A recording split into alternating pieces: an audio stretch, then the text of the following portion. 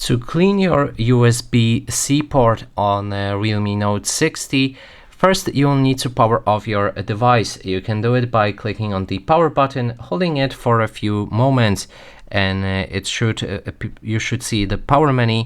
If not, and you can see only your Google Assistant, then just click on the volume up button right here and the power button right here, and you will see the power menu eventually. Then we can scroll down to power off our device.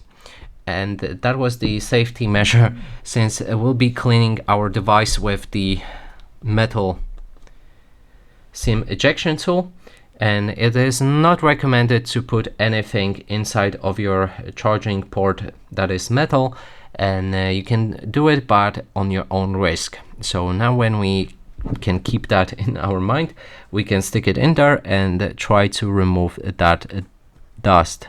So as you can see, I just removed a bit of the dust, and that's how you can easily clean your charging port on Realme Note 60.